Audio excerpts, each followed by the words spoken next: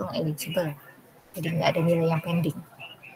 Kemudian soalnya formatnya adalah pilihan ganda, waktunya sebenarnya berdasarkan sistem itu adalah 1,5 jam, berarti 90 menit, cuma saya nggak tahu ya by sistemnya seperti apa. Jumlah soalnya ada 40 soal, kenapa itu sudah mandatory, pilihan dari kampus adalah 40 atau 50 soal, jadi saya ambil yang 40. Soalnya pilihan ganda, materinya kurang lebih adalah yang sudah ada di dalam Google Classroom, jadi ada kriptografi sedikit, ada steganografi sedikit, dan juga ada di sini adalah mengenai tentang komputasi gitu kan, yang modern di sini. Oke, saya izin untuk mulai materinya. Apakah sudah bisa? Sudah bisa, Ibu. Oke, baik. Kita mulai materinya, gitu kan. Materinya kita belajar kemarin itu kita sudah belajar komputasi awan sedikit. Sekarang kita akan masuk ke model penerapan untuk cloud gitu kan, atau komputasi awan. Nah di sini gitu kan, ini membahas, Anda bisa lihat membahas model penerapan yang tersedia di cloud gitu kan. Jadi ini model-model penerapannya apa saja sih gitu kan. Langsung lanjut. Di sini ada dasarnya. Di sini disebutkan ada 4 jenis model penerapan untuk di cloud. Yang pertama, cloud private atau pribadi, itu juga ada publik gitu kan. Kemudian ada untuk komunitas, dan rata-rata sekarang adalah yang keempat atau adalah hybrid. Jadi jarang sekali, bukan tidak ada ya. Jarang sekali komputasi awan ini atau komputasi cloud ini dia sifatnya hanya satu. Jadi sama kalau dulu Anda belajar belajar struktur navigasi ya, sudah jarang struktur navigasi itu yang sifatnya hanya satu. Biasanya sudah hybrid atau sudah campuran. Nah, biasanya di sini sebutkan klasifikasi cloud ini didasarkan pada beberapa jenis parameter, seperti misalnya ukuran atau size-nya, jumlah sumber daya, kemudian jenis penyedianya, kemudian lokasinya, atau usernya, berdasarkan tingkat keamanan, dan juga yang lainnya. Nah, yang paling kecil tentu saja adalah private atau pribadi, ada di gambar 4.1 yang di sini. Nah, di sini cloud ini banyak gitu ya. Ada yang bentuknya private di sini, ada yang bentuknya public, ada yang komunitas atau community, dan juga adalah hybrid. Nah, di sini disebutkan cloud pribadi ini adalah model penyebaran paling dasar yang dapat digunakan gitu kan oleh satu organisasi untuk pengguna pribadinya dan tidak dibagikan oleh organisasi lain dan tidak diizinkan untuk penggunaan publik. Jadi benar-benar privat. Nah, jadi ada juga gitu kan yang biasanya disebut adalah komunitas. Ini perpanjangan dari cloud pribadi gitu kan. Jadi ini cloud-nya sama seperti private tapi digunakan bersama oleh beberapa organisasi. Contohnya misalnya gini, kalau cloud privat gitu kan. Misalnya ya hanya untuk penggunaan pribadi. Bisa misalnya adalah hanya untuk dosen gitu kan. Tapi kalau keperluannya untuk universitas itu adalah bisa merupakan cloud komunitas. Jadi tergantung sudut pandang kita. Tapi bisa juga misalnya berdasarkan beberapa departemen nih di pemerintahan. Misalnya ada Departemen Pendidikan Tinggi atau Dikti. Mereka punya cloud pribadi masing-masing departemen. Tapi kemudian Dikti itu kan maksudnya Kemendikbud itu besar. Ada Kementerian Pendidikan Tinggi, ada untuk Kementerian Pendidikan Dasar dan Menengah, jadi SD, SMP, bahkan bahkan PAUD ya, pendidikan dini. Jadi mereka digabung semua itu menjadi cloud komunitas. Jadi tergantung sudut pandang, makanya ini memang agak rancu sih cloud itu. Nah, biasanya kalau jadi komunitas ini apa sih biasanya gitu, kenapa ada cloud komunitas ya biasanya karena organisasinya banyak supaya sama-sama saling berpartisipasi. Nah, kemudian ada yang disebut dengan bentuknya publik, merupakan kebalikan dari cloud pribadi. Ini cloud ini memungkinkan akses dari mana saja di dunia dan juga terbuka oleh umum. Ya, rata-rata ya, semua sudah seperti itu. Merupakan model penerapan paling populer. Kemudian ada yang disebut dengan cloud hybrid. ini merupakan kombinasi dari penerapan lainnya. Biasanya terdiri dari gabungan cloud privat dan publik. Beberapa properti cloud pribadi digunakan dengan properti cloud publik, kayak gitu. Nah, ini bisa jadi contohnya gimana? Contohnya misalnya adalah kalau pembelian tiketing, gitu kan. Tiketing untuk apa? Tiketing misalnya Anda mau beli tiket kereta atau tiket konser. Mereka ada cloud privatnya punya siapa? Punya KAI atau punya penyelenggara promotor dari konser tersebut. Tapi ada cloud publiknya. Cloud publiknya apa? Ya, misalnya mereka kerjasama dengan tiket.com, mereka misalnya kerjasama dengan mungkin juga dengan Traveloka dan sebagainya. Jadi itu bedanya. Sampai di sini, apakah bisa dipahami? Bisa dipahami, Bu. Oke, baik. Kita bisa lanjut? Bisa, Ibu. Oke, baik. Nah, di sini dibahas lebih mendalam mengenai cloud pribadi atau private. Ini menurut National Institute of Standard and Technology (NIST), private cloud ini dapat didefinisikan sebagai infrastruktur cloud yang disediakan oleh penggunaan eksklusif oleh satu organisasi yang terdiri dari beberapa konsumen, misalnya unit bisnis. Jadi ya tidak harus bisnis ya, bisa juga misalnya organisasi yang tidak ke ranah profit. Misalnya tadi universitas, misalnya cloud milik Gunadarma gitu kan, atau cloud khusus hanya dosen saja, nanti bisa tergabung dengan mahasiswa dan sebagainya. Ini cloud-nya dimiliki, dikelola dan dioperasikan oleh organisasi, tapi juga bisa oleh pihak ketiga. Kita minta tolong, misalnya minta tolong ke Cisco atau yang lainnya. Atau bisa juga kombinasi dari mereka, jadi dioperasikan oleh organisasi dan juga dioperasikan oleh pihak ketiga. Di sini disebutkan adalah biasanya rata-rata ya, karena buat pribadi jarang untuk komersil. Kalau pribadi ini biasanya bisa juga menggunakan yang sifatnya open source, tidak harus berbayar. Tapi kalau misalnya organisasinya sudah profesional, pasti dia akan pilih yang berbayar. Cloud pribadi ini berukuran kecil dibandingkan cloud yang lainnya. Kenapa? Karena digunakan dan dikelola oleh organisasi itu sendiri. Karakteristiknya ada beberapa. Yang pertama, ya aman gitu kan. Kenapa? Karena biasanya private cloud ini dikelola oleh organisasi itu sendiri. Jadi kemungkinan untuk bocor keluar itu sedikit. Bukan nggak bisa ya, tapi sedikit. Kalaupun bocor, pasti orang dalam yang membocorkan. Kemudian ada kontrol dari pusat. Karena dia dipegang sendiri, jadi kendali penuhnya ya oleh organisasi itu sendiri, tidak oleh orang lain. Nah, kemudian SLA lemah gitu kan. SLA formal mungkin ada atau tidak ada di dalam organisasi di cloud pribadi. Kalau Anda tanya, apa tuh SLA gitu kan? SLA itu ya adalah walaupun kalau Anda cari ya kadang-kadang masuknya ke slang. SLA itu adalah Service Level Agreement atau perjanjian tingkat layanan. Jadi kayak kalau Anda tanda tangan tuh agree data nanti dipakai untuk bla bla bla bla bla bla gitu kan. Jadi ya karena tidak ada agreement yang jelas, SLA-nya ya mungkin ada atau tidak ada. Jadi kadang-kadang ya dia lebih lemah karena nggak ada sesuatu yang fix ya di dalamnya. Tergantung oleh organisasi yang mengendalikan cloud tersebut. Nah, kesesuaian cocoknya nih kayak gimana ya untuk cloud yang pribadi. Ini model cloud ini cocoknya misalnya organisasi atau perusahaan yang memerlukan cloud terpisah untuk penggunaan pribadi atau resmi mereka, jadi khusus untuk intern. Atau misalnya organisasi atau perusahaan yang memiliki dana cukup untuk mengelola dan memelihara cloud untuk ya di maintenance selamanya. Kenapa? Karena cloud itu mahal untuk mengelolanya.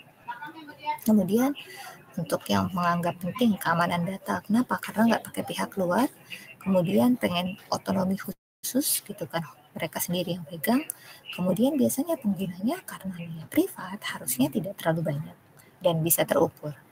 Kemudian aplikasinya memiliki infrastruktur bawaan yang menerapkan cloud, gitu kan. Dia punya infrastruktur yang baik, gitu kan, yang siap melakukan pemeliharaan cloud secara tepat waktu untuk fungsi yang efisien.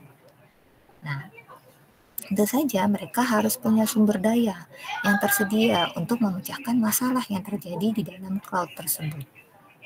Tapi platform cloud pribadi ini atau private ini kurang cocok atau tidak cocok untuk pertama, kalau organisasi atau perusahaan tersebut memiliki pengguna yang banyak sekali. Kemudian atau dia uangnya rada susah ya gitu ya, butuh irit-irit. Kenapa ya? Karena mahal melihara cloud itu.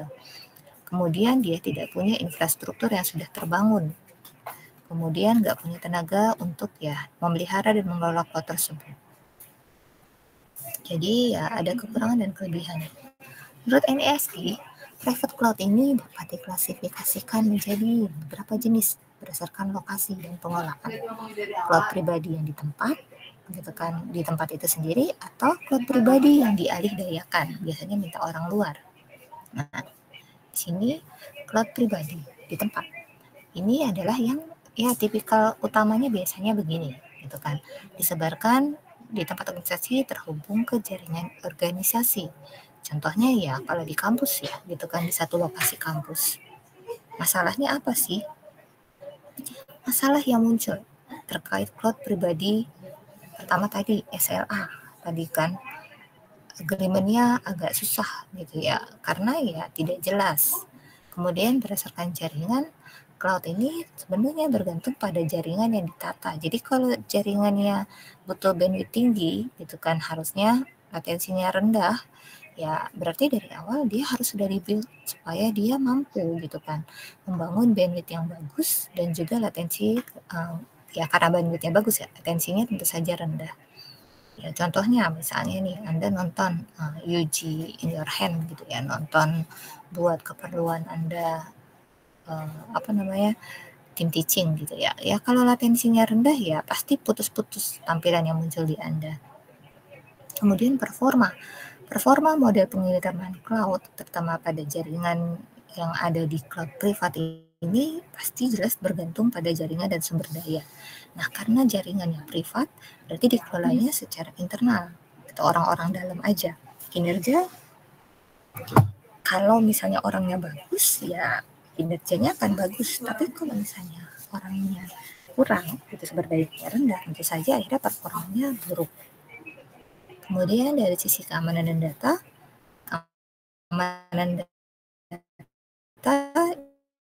ya sebenarnya paling bocoran karena nggak ada rekam bocor. Kalau memang kan dari dalam ya, itu beda. Di sini disebutkan pelanggaran keamanan mungkin terjadi jika pengguna internal menyalahgunakan hak istimewa tersebut. Jadi tidak diserang dari luar, tapi bocor dari dalam. Lokasi cloud pribadi biasanya tidak memiliki masalah terkait lokasi data yang disimpan. Kenapa? Karena dia internal, gitu kan. Jadi servernya ya di intern, gitu kan. Kemudian juga ada manajemen cloud-nya adalah biasanya karena dia manajemennya kecil, jaringannya kecil, ya penggunanya kecil, ya sumber dayanya juga lebih dikit, manajemennya lebih mudah. Kemudian ada multi tenancy. Cloud pada dasarnya memiliki arsitektur multi tenant, jadi harus banyak, gitu kan. Tapi multi tenant ini adalah ya karena namanya multi ya, banyak tenant itu penyewa, jadi dia butuh sumber daya fisik atau perangkat lunak yang sama. Nah, kalau di cloud pribadi itu lebih enak. Kenapa? Karena dia kecil, otomatis ya masalahnya lebih mudah terpantau dan lebih mudah memberdayakan. Ya kita bisa lihat contohnya nih, kalau misalnya si A memang misalnya butuhnya adalah, anggaplah di perusahaan tersebut dia butuh untuk spesifikasinya dia gambar, grafis dan sebagainya, kita bisa setting bahwa komputer yang di sini speknya, spesifikasinya harus sekian dengan bandwidth sekian. Sementara ada satu nih dia cuma butuh misalnya payroll, penggajian pakai aplikasi yang sudah diinstal di komputer. Ya mungkin bisa dibuat di setting supaya spesifikasinya tidak perlu sampai setinggi yang khusus untuk mendesain secara grafis. Kemudian poin ke-8, untuk pemeliharaan atau maintenance. Cloud ini dikelola oleh organisasi tempat cloud itu diterapkan. Jadi sumber daya yang rusak, misalnya drive, prosesor gitu kan, misalnya mau ganti ya tinggal tergantung dari perusahaan tersebut. Jumlah sumber daya di cloud pribadi lebih sedikit sehingga pemeliharaannya relatif lebih mudah, lebih kelihatan kondisinya kayak gitu. Lalu ada cloud pribadi yang dialihdayakan ke pihak ketiga, kan? Jadi nggak dipegang sendiri, gitu kan? Ada beberapa keuntungan dan kerugian dari outsourcing jatuhnya ya, gitu kan? Nah, di sini menggambarkan private cloud outsourcing. Jadi ini pakai pihak luar, gitu kan? Masalah yang muncul kalau tadi SLA, ya SLA-nya harus jelas nih antara si organisasi tersebut dan orang outsourcing-nya gitu kan. Apa perjanjiannya, apa NDA-nya, non-disclosure agreement-nya. SLA biasanya diikuti secara ketat gitu kan ya, karena kita pakai perjanjian orang luar. Jaringan cloud-nya ini sepenuhnya diterapkan oleh situs pihak ketiga. Jadi jaringan internalnya dikelola oleh pihak ketiga. Organisasi itu tinggal masuk ke pihak ketiga melalui koneksi khusus atau melalui internet. Keamanan ya dibanding yang pribadi, yang dikelola sendiri tentu saja kurang aman. Kenapa? Karena datanya dipegang oleh pihak luar, oleh outsourcing. Kemudian hukum dan konflik. Jika cloud-nya digunakan di luar negeri, maka undang-undang keamanan yang berkaitan dengan itu akan berlaku pada data, dan data tersebut masih belum sepenuhnya aman. Ini permasalahan yang biasa terjadi adalah kalau di pemerintah adalah perusahaan-perusahaan yang sifatnya ya virtual office gitu kan. Kenapa? Karena susah untuk dipajakin gitu kan, susah untuk ada agreement dan sebagainya dengan negara. Ya, pertama ujung-ujungnya pasti uang kan ya, pajak. Negara itu sulit. Makanya banyak kan kayak misalnya Google, kemudian beberapa perusahaan lainnya ya bermasalah dengan hukum. Karena sulit ini di sini.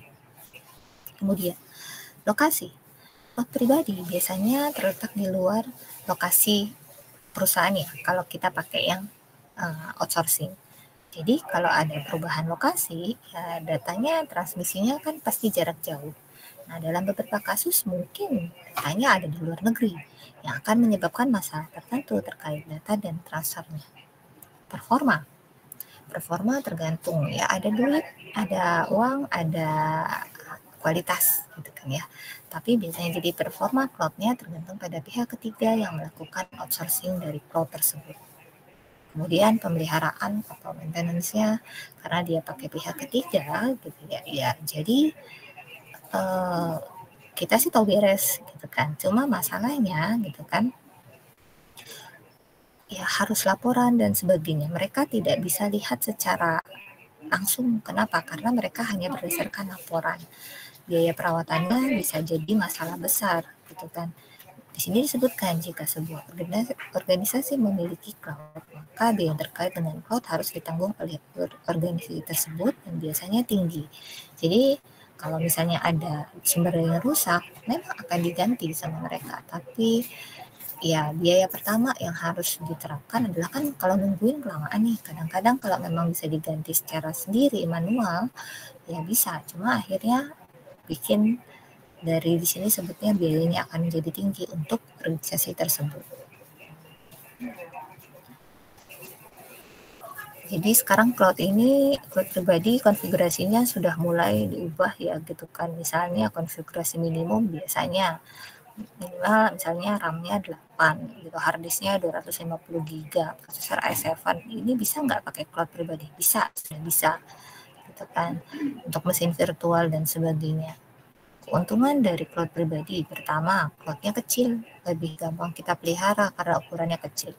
Kemudian keamanannya, privasinya tentu saja tinggi karena nggak pakai dimasukin dari pihak luar. Mudah dikendalikan oleh organisasi itu sendiri. Kenapa? Karena mereka yang bikin, mereka yang pelihara, ukurannya juga kecil. Kemudian untuk dari sisi kerugian, ya karena dipelihara sendiri dan sebagainya, ada anggaran yang harus disiapkan. Kemudian karena agreement-nya tidak jelas, gitu kan, maka SLA-nya ya longgar. Jadi kadang-kadang ya permasalahannya tidak ada kejelasan hukum dalam private cloud. Sampai di sini, apakah ada yang mau ditanyakan dulu atau mau didiskusikan? Sudah cukup jelas? Cukup jelas, Ibu.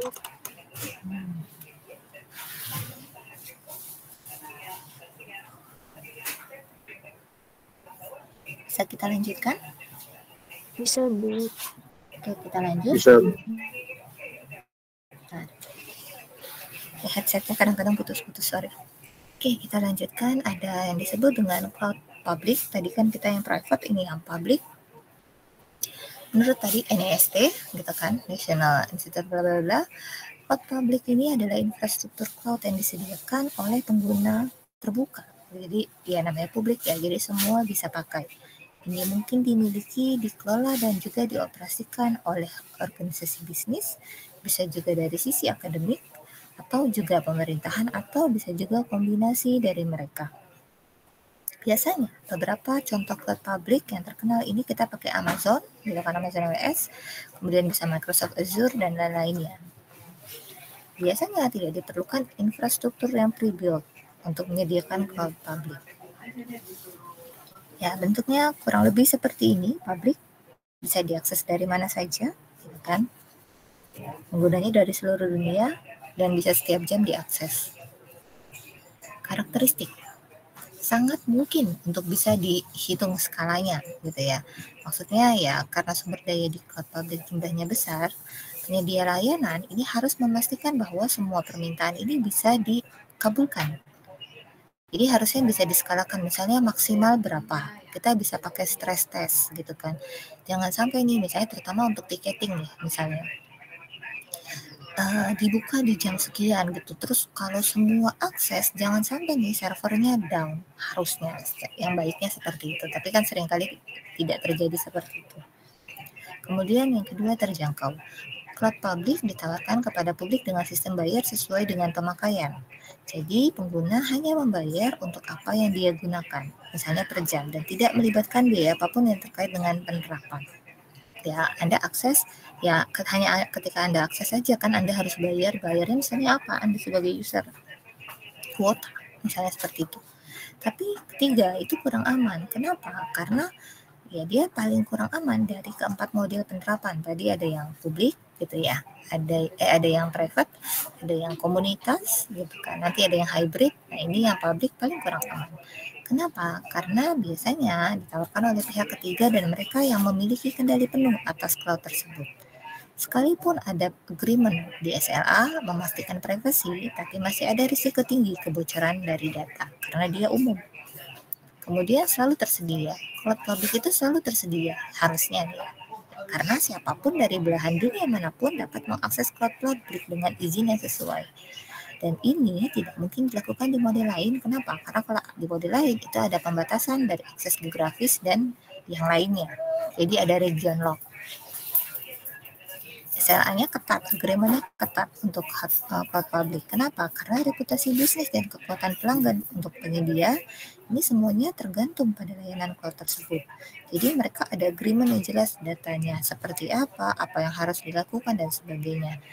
Ya, tapi balik lagi ya karena namanya dia publik ya, kalau bocor itu tetap mungkin akan ada. Kesesuaian. Ada beberapa kesempatan dan lingkungan di mana cloud public lebih cocok. Biasanya buat apa nih gitu kan? Ya harus dilihat, pertama dia butuh sumber dayanya besar, jadi penggunanya itu besar, mungkin bisa lebih dari 1 juta gitu kan. Kemudian syarat sumber dayanya, navigasinya macam-macam, ada yang pakai handphone misalnya, ada yang pakai komputernya spesifikasinya bisa beragam dan sebagainya. Kemudian nggak ada infrastruktur fisik yang tersedia gitu kan, maksudnya ya nggak perlu kita pre-build gitu kan, jadi ya itu urusan orang yang bikin aja si publiknya.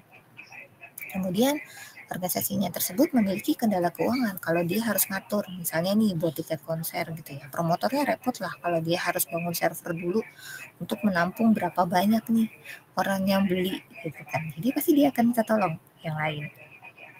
Tapi cloud public ini tidak cocok kalau seandainya pertama Anda mikir keamanan data itu sangat penting. Kenapa? Ya karena publik bisa aja bocor. Kemudian organisasinya mengharapkan otonomi. Saya maunya gini. Rules-nya kebanyakan, nggak bisa pakai publik. Kemudian keadilan pihak ketiga itu tidak disukai. Maksudnya ya Anda ya kan karena bergantung pada pihak ketiga kayak outsourcing gitu ya. Ya Anda harus semuanya bergantung sama dia gitu. Kalau Anda nggak suka dia bisa diandalkan, Anda nggak akan bisa pakai cloud public. Masalah-masalah yang berkaitan dengan cloud public biasanya pertama tadi agreement-nya, SLA-nya berbeda dengan cloud public karena penggunanya banyak banget gitu. Jadi saja ada perjanjian layanannya pun banyak, bisa berbeda-beda gitu kan. Nah, penyedia layanan ini harus menjamin semua pengguna mendapatkan bagian yang adil tanpa prioritas apapun gitu kan. Nggak peduli dia bayarnya berapa, mau bayar yang paling murah pun dia harus tetap dapat keamanan yang sama dengan yang bayarnya mahal. Contohnya Anda beli tiket pesawat sama beli tiket mungkin bis gitu ya. Ya walaupun harganya bisa beda jauh, nggak boleh tuh ada perbedaan perlindungan keamanan, harus sama. Jaringan ini akan memainkan peran utama dalam cloud public. Kenapa? Ya semua pengguna pasti pakai layanan cloud-nya, pakai internet ya. Nah, jadi harus bisa diakses oleh pengguna. Dan karenanya pengiriman layanan ini semuanya tergantung pada jaringan. Ya, cuma gitu kan, jaringannya ini tergantung dari masing-masing orang gitu kan. Kalau bandwidth yang aksesnya tinggi gitu kan, maksudnya ya orang misalnya anggaplah gini, Anda mengakses sebuah website yang sama, rebutan mau beli tiket. Yang satu pakai bandwidthnya misalnya dia 10 Mbps gitu ya.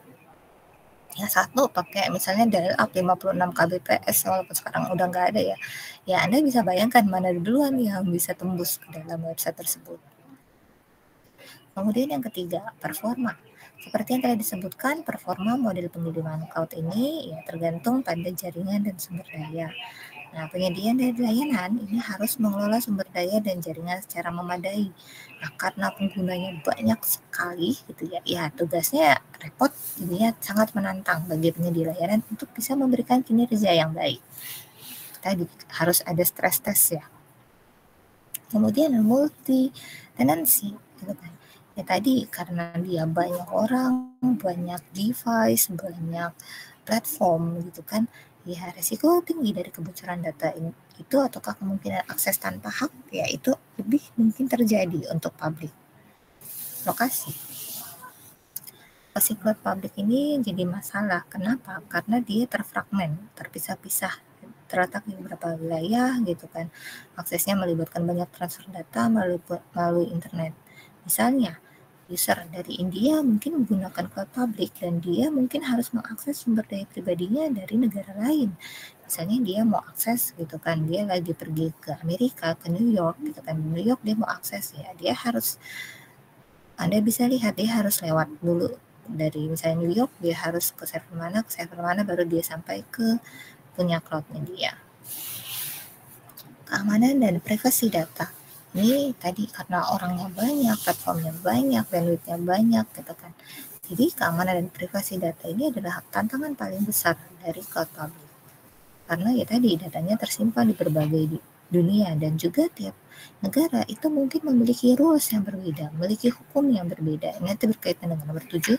Jadi yuridikasinya bisa beda-beda dan mungkin aja di A jadi masalah, di B tidak jadi masalah.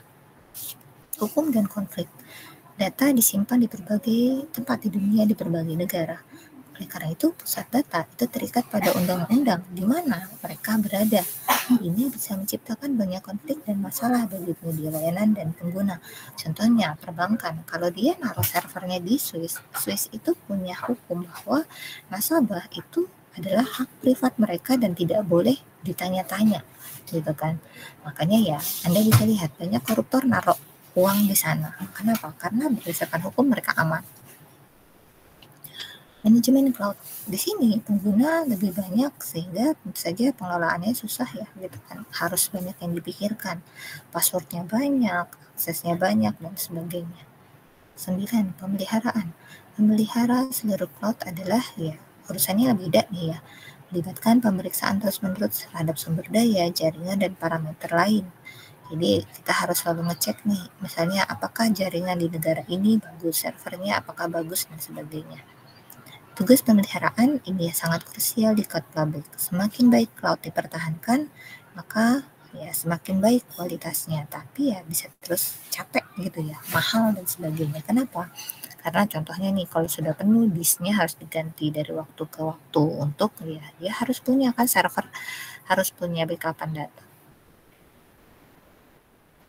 Berikut adalah kelebihan dan kekurangan dari cloud public. Pertama, keuntungannya dia nggak perlu bangun infrastruktur.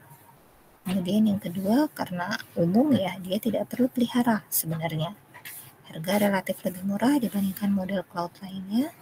SLA-nya ketat, tidak ada batasan jumlah pengguna. Cloud publiknya kita bisa ngecek kurang lebih berapa maksimalnya. Tapi kerugiannya adalah karena orangnya banyak dan berbagai macam masalah, gitu kan. Keamanan adalah masalah yang akan muncul. Kemudian privasi atau otonomi dari organisasi yang menggunakan itu tidak mungkin. Kenapa? Karena dia sifatnya publik, umum. Sampai di sini, apakah ada yang mau ditanyakan atau sudah cukup jelas untuk yang publik?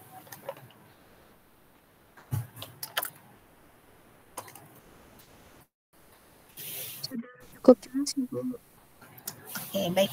Kalau sudah cukup jelas, saya akan lanjutkan untuk yang dari sisi komunitas. Komunitas, ini sebenarnya ya mirip sama privat, tapi biasanya punya kelompok tertentu, yang misalnya punya persamaan visi, punya persamaan keamanan, syaratnya, punya kebijakan, dan sebagainya. Nah, jadi biasanya karena dia komunitas, jadi enaknya adalah organisasi tersebut bisa berbagi sumber daya di antara mereka sendiri berdasarkan masalah tertentu. Misalnya nih komunitas apa? Komunitas pendidikan, ACID gitu ya. Mereka bisa bareng-bareng nih untuk mengatur supaya sumber dayanya bisa dibagi berdasarkan masalah tertentu.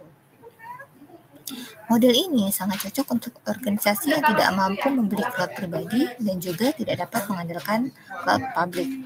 Ini gambarannya kurang lebih seperti ini, kawan komunitas, ini privat, mereka bergabung di cloud yang sama. Karakteristiknya biasanya karena mereka barengan gitu ya, komunitas biasanya jadi kolaboratif dan distributif. Ya, jadi bareng-bareng gitu kan, tidak ada satu pihak yang memiliki kendali khusus penuh gitu kan dari seluruh cloud. Kemudian yang kedua, sebagian aman ya, karena ya komunitas di mana ya karena mereka ada gabungan ya mungkin aja sih bocor di data gabungan tersebut walaupun dia aman dari dunia luar. Kemudian biayanya hemat karena bareng-bareng ya patungan gitu kan, jadi lebih murah. Kesesuaian, jenis cloud ini biasanya cocok untuk apa aja. Pertama, apabila ingin membuat cloud pribadi tapi duitnya kurang, bisa bikin komunitas. Kemudian yang kedua, tidak ingin menyelesaikan tanggung jawab pemeliharaan cloud, jadi rame-rame gitu kan. Yang ketiga, ingin bikin cloud tapi bisa supaya kolaborasi dengan cloud lain, jadi nggak sendirian. Kemudian kalau ingin punya cloud yang kolaboratif dengan banyak fitur keamanan daripada dia bikin cloud publik atau cloud pribadi sendiri.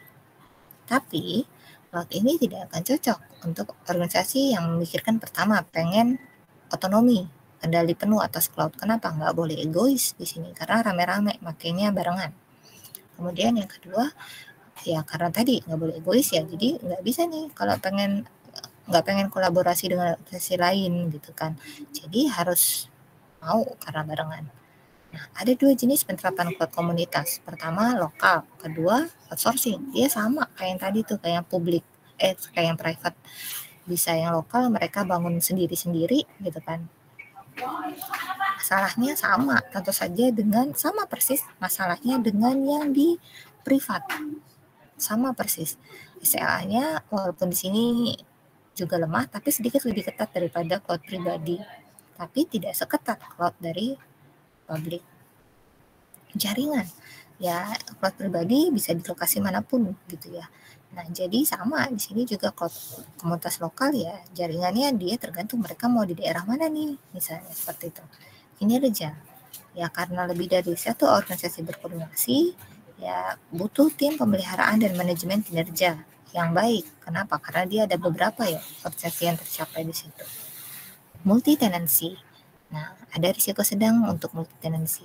Kenapa? Karena untuk beberapa organisasi, jadi nggak boleh nih ada akses gitu kan dalam yang lebih diistimewakan. Jadi semua harus sama untuk semua organisasi yang tergabung di dalam cloud komunitas lokal. Lokasi ya karena dia gabung ya gitu kan di satu tempat yang sama, biasanya cloud digunakan di salah satu organisasi atau di luar lokasi oleh pihak ketiga manapun. Jadi kita milih nih mau di mana, mau di salah satu dari orang lokal tersebut ataukah di tempat lain. Keamanan dan privasi. Privasinya ya lebih aman daripada cloud public gitu ya.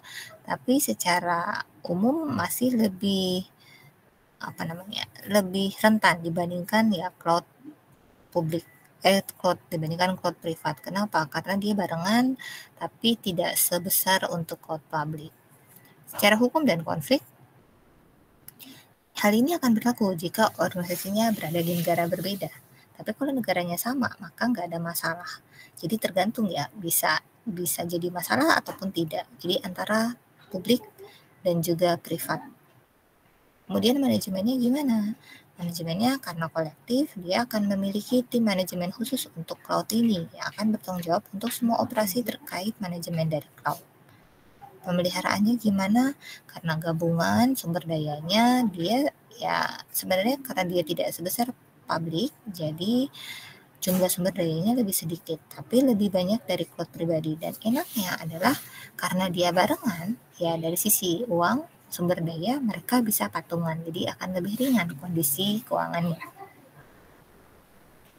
Kemudian ada cloud komunitas outsourcing. Nah ini pakai orang luar, jadi sama nih kayak yang tadi yang publik, tapi dia minta dialih daya gitu kan. Nah biasanya masalahnya pun juga sama, karena dia pihak ketiga ya, jadi masalahnya ya adalah dengan pihak luar, tapi penyedia layanan tidak akan bertanggung jawab atas masalah teknis yang terjadi di dalam organisasi. Misalnya tiba-tiba ada kudeta gitu ya, itu nggak ada urusannya sama outsourcingnya.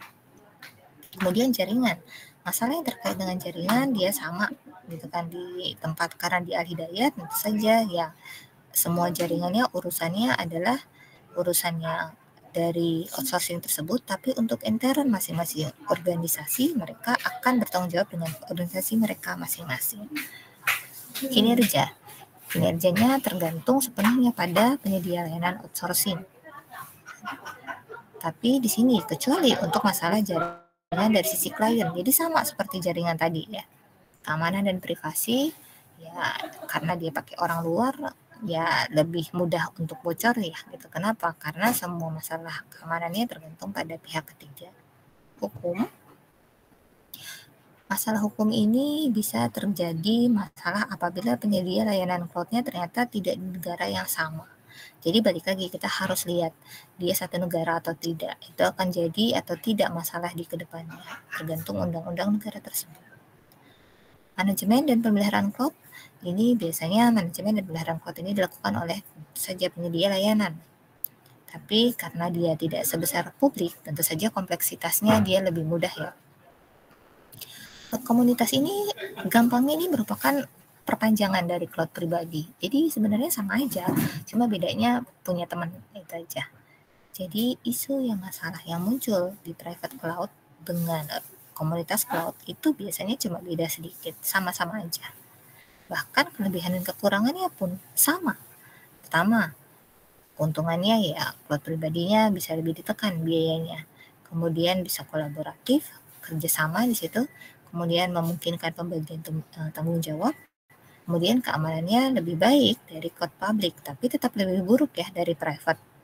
Karena ada di kerugian. Pertama, otonomi suatu organisasi hilang karena rame-rame.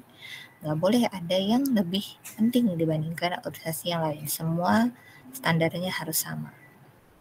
Kemudian fitur keamanannya tentu saja tidak sebaik private. Kenapa? Karena dia bareng-bareng sama orang luar. Kemudian tidak cocok kalau Anda tidak ingin bekerja sama dengan organisasi yang lain. Sampai di sini Apakah ada yang mau ditanyakan atau mau didiskusikan? Belum, Ibu. Belum ada? Oke, baik. Sebentar.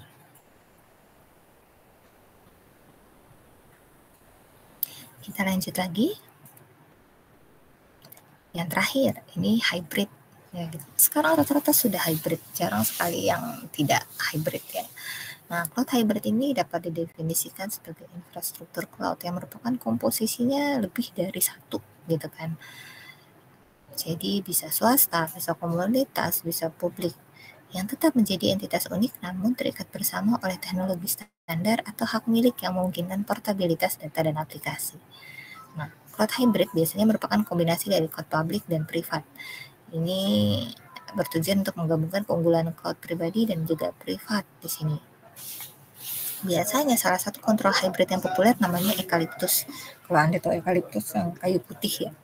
Eucalyptus awalnya dirancang untuk cloud pribadi dan pada dasarnya memang merupakan cloud pribadi, tapi dia sekarang bisa mendukung cloud hybrid. Nah, ini gambarnya kurang lebih. Jadi dia ada private internal, tapi dia punya public cloud eksternal. Contohnya apa? Contohnya apa? Public dan private. Nanti kita lihat. Karakteristik. Dia sama karena seperti harus ke publik, dia harus bisa diskalakan. Kita harus tahu kurang lebih berapa orang yang akan akses supaya kita bisa menyesuaikan dengan kebutuhan. Kemudian sebagian aman ya karena dia kombinasi antara publik dan private gitu kan. Jadi private-nya aman, tapi yang hybridnya yang bagian publiknya ada risiko pelanggaran keamanan yang tinggi. Jadi sebagian aman khususnya privat, pakai pas masuk ke publiknya dia kurang aman. SLA-nya ketat. Kenapa? Karena ada intervensi dari cloud public. Kemudian manajemennya kompleks. Kenapa? Karena lebih susah. Jadi dia harus setting yang private-nya seperti apa, yang public-nya seperti apa. Karena dia melibatkan lebih dari satu jenis model penerapan dan penggunanya juga tinggi. Kesesuaian biasanya cocok untuk apa nih? Organisasi yang menginginkan lingkungan cloud private pribadi tapi dengan skalabilitas cloud public. Kemudian organisasi yang membutuhkan keamanan lebih dari cloud public, tapi ya cloud hybrid ya cocok nggak ya gitu ya. Kadang-kadang cocok, kadang-kadang enggak. Tapi biasanya dia butuh keamanan lebih dari cloud public. Kemudian organisasi yang menganggap keamanan sebagai tujuan utama karena dia butuh publik tapi juga tetap dilindungi data internnya dengan cloud yang private. Kemudian organisasi yang tidak sanggup apabila dia menangani sendiri cloud manajemen pribadinya. Masalah yang muncul di dalam cloud hybrid SLA-nya.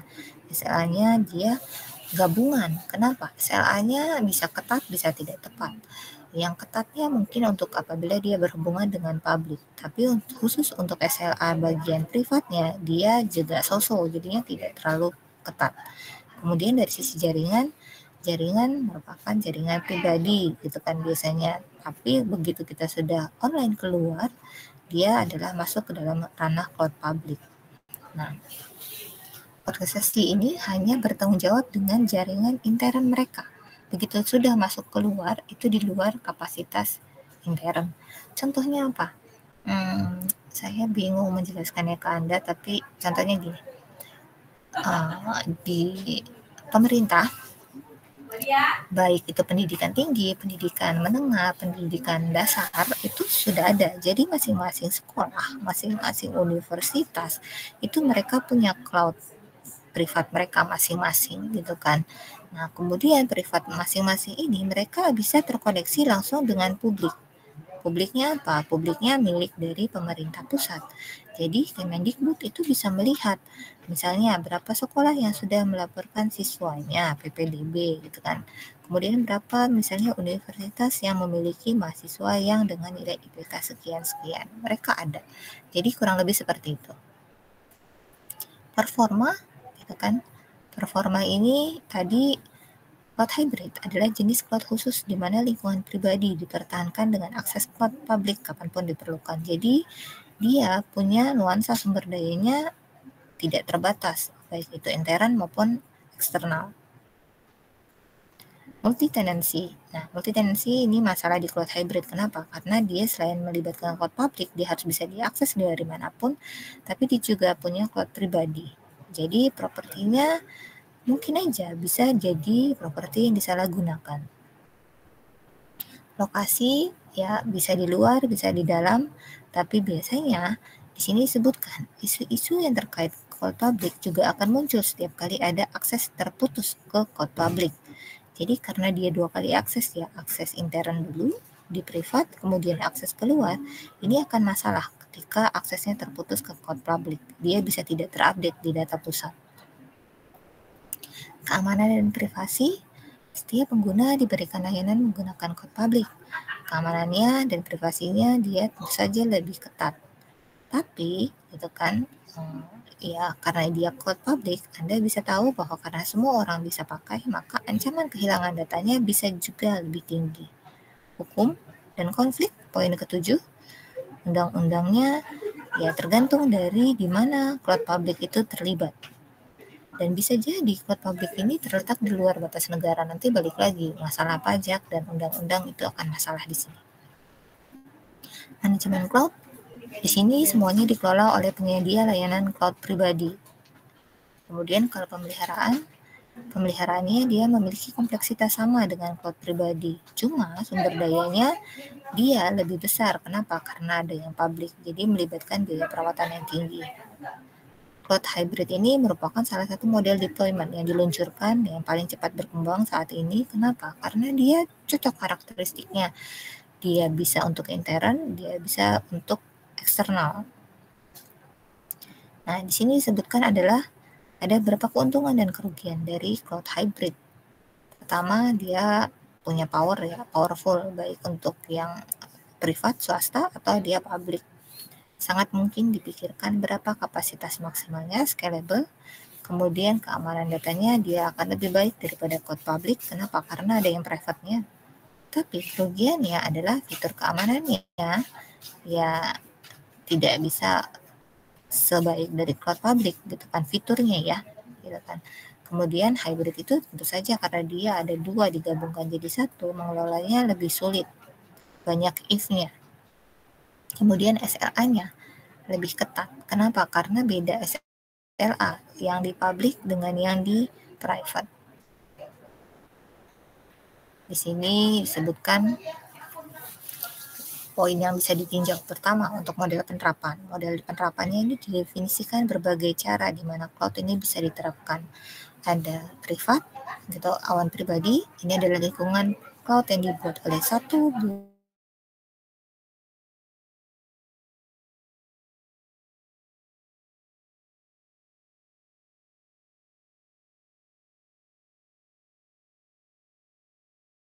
cloud yang merupakan komposisi dari 2 atau lebih infrastruktur cloud yang berbeda. Kemudian ada yang komunitas, ini adalah infrastruktur cloud yang disediakan untuk penggunaan eksklusif oleh komunitas konsumen tertentu dari organisasi yang memiliki kepedulian yang sama. Jadi dia sebenarnya semua balik lagi seperti ke private. Kalau hybrid itu private dan public. Kalau misalnya komunitas ya beberapa private bergabung. Gitu kan. SLA. Ini adalah syarat dan ketentuan yang dinegosiasikan antara penyedia layanan dan pengguna. Kalau Anda tanya lagi, apa SLA? SLA itu adalah Service Level Agreement. Jadi perjanjian tingkat layanan. Jadi biasanya dia ada penandatanganan misalnya untuk standar kualitas, kemudian tanggung jawab kedua pihak, kemudian kalau hosting, nanti kalau misalnya dia down dan sebagainya, itu biasanya ada SLA. Kemudian ada multi-tenancy yang terakhir ini. Multi-tenancy ini adalah properti cloud di mana banyak pengguna berbagi sumber daya software yang sama dengan penyewa. Sampai di sini, apakah ada yang bertanyakan atau mau didiskusikan?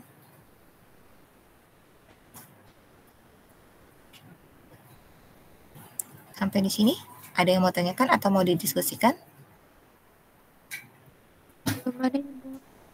Belum? Oke. Baik, jadi materi kita di minggu 10 sekaligus menutup pertemuan kita ya di hari ini gitu kan, dan sebelum UTS adalah sampai di sini. Untuk materi saya ingatkan materinya sampai komputasi gitu kan, komputasi awal yang tadi, kemudian Anda bisa juga belajar kemarin dari beberapa kelas yang sudah dikerjakan. Contoh soalnya 40, waktunya kalau berdasarkan waktu di internet ya, tulisannya sih 90 menit, cuma implementasinya saya tidak tahu. Soalnya tentu saja akan di-shuffle, di-random gitu, tidak akan urutan. Kemudian ya bentuknya pilihan ganda. Jadi mohon Anda sudah login sebelum waktunya dimulai, dilihat gitu kan sudah standby dan dikerjakan. Pastikan jaringan Anda stabil, gunakan Google Chrome untuk mengaksesnya. Kemudian juga salah satunya yang harus dipastikan adalah jangan lupa, jangan sampai terlewat, karena kalau Anda lupa mengerjakan, saya tidak punya hak akses apa-apa untuk membantu Anda ke sana. Sampai di sini bisa dipahami?